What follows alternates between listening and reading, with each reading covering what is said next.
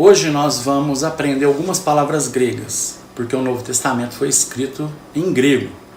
Logo, nós temos a necessidade de conhecermos o mínimo de grego para que nós possamos interpretá-lo corretamente. Ele não foi escrito em hebraico e nem em aramaico.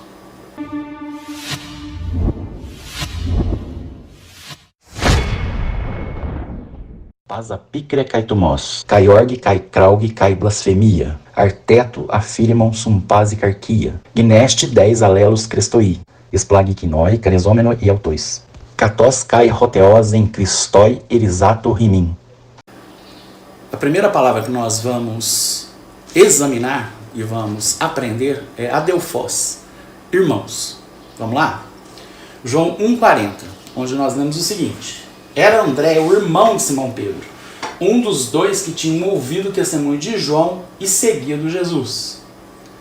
Mateus 4,21. Passando adiante, viu outros dois irmãos, Tiago, filho de Zebedeu, e João, seu irmão, que estavam no barco em companhia de seu pai, consertando as redes, e chamou-os.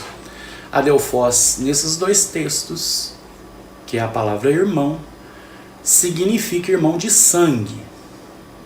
Daqui não é irmandade cristã, porque adelphos pode ser tanto irmão de sangue quanto irmandade cristã, irmãos na fé. O que adelphos não pode ser é primo. Não existe um único caso no Novo Testamento onde a palavra adelphos é traduzida por primo. Não existe isso.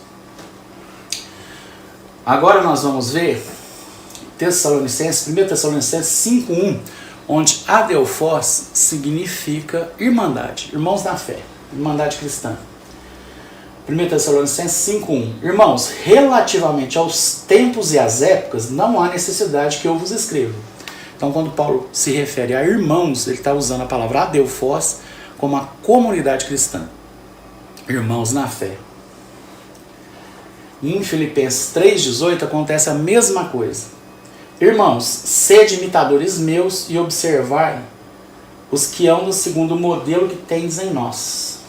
Também, ou igualmente, adelphos está sendo usado para irmandade cristã. Em Colossenses 4,10, nós vemos um texto onde a palavra primo aparece, anépsios. Saúda-vos Starco, prisioneiro comigo, e Marcos, primo de Barnabé. Logo nós temos adelphos para irmão de sangue e temos anépsios para primo. São palavras diferentes e não são sinônimos. Um texto onde aparece signes é Lucas 1,36, ou seja, parente. Isabel, tua parenta, signes, igualmente concebeu um filho na sua velhice. Então nós temos uma palavra adelphos para irmãos de sangue ou para irmãos na fé. Nós temos anépsios para primo e nós temos signes para parente. Já são 3 palavras gregas.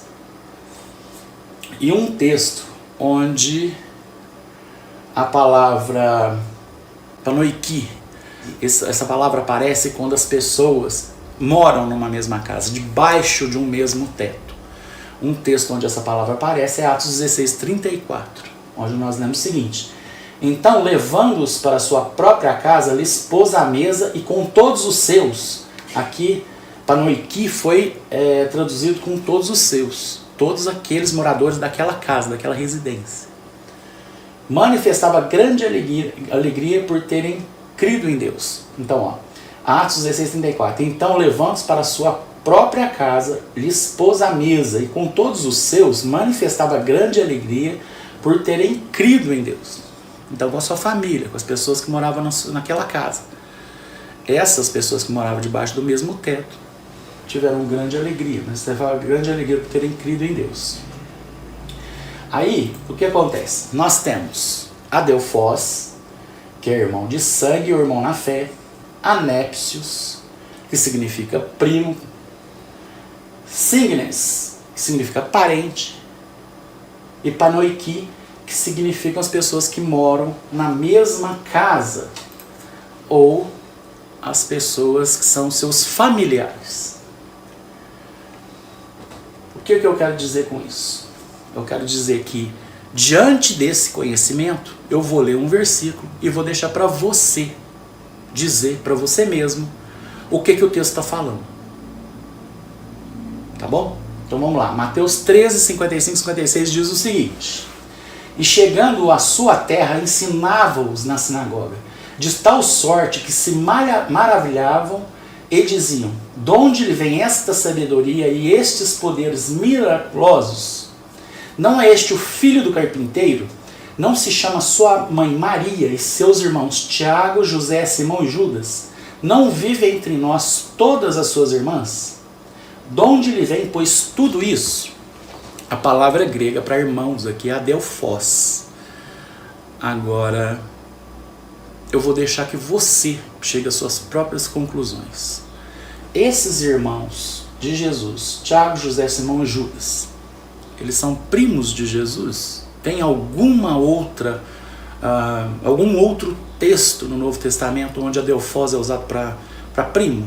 Se tiver, eu quero que você publique aqui nos comentários para mim, para que eu não continue na ignorância. E o que quer dizer isso? Qual é o contexto? Ele fez sinais, fez maravilhas, ele tem uma sabedoria imensa, e as pessoas se admiravam e diziam: mas esse não é o filho do carpinteiro? Não se chama sua mãe Maria e seus irmãos Tiago, José, Simão e Judas? Não vive entre nós todas as suas irmãs?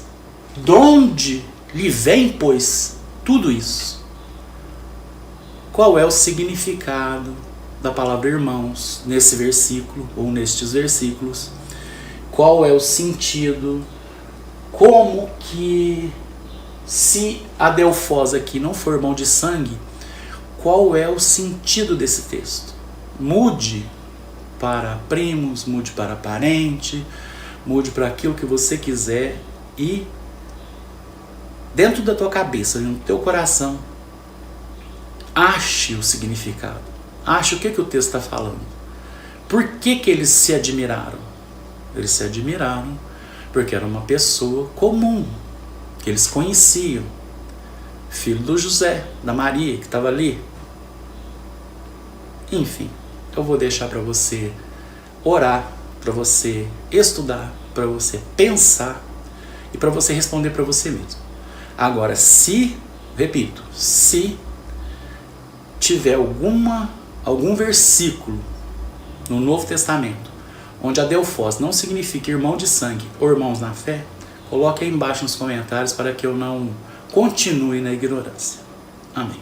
Eu quero refletir sobre as instruções que Paulo nos dá a respeito do casamento, da intimidade do casal. 1 Coríntios, capítulo 7, versículo de 3 a 5, nós lemos o seguinte: o marido deve satisfazer as necessidades conjugais de sua esposa, e a esposa deve fazer o mesmo por seu marido. A esposa não tem autoridade sobre seu corpo, mas sim o marido. Da mesma forma, não é o marido que tem autoridade sobre seu corpo, mas sim a esposa. Não privem um ao outro de terem relações, a menos que ambos concordem em abster-se da intimidade sexual por certo tempo, a fim de se dedicarem de modo mais pleno à oração. Depois disso, unam-se novamente, para que Satanás não os tente por causa de sua falta de domínio próprio. Logo, as instruções em relação ao casal é que não se privem das relações sexuais, exceto se for por um período muito curto, por mútuo consentimento, para se dedicar à oração.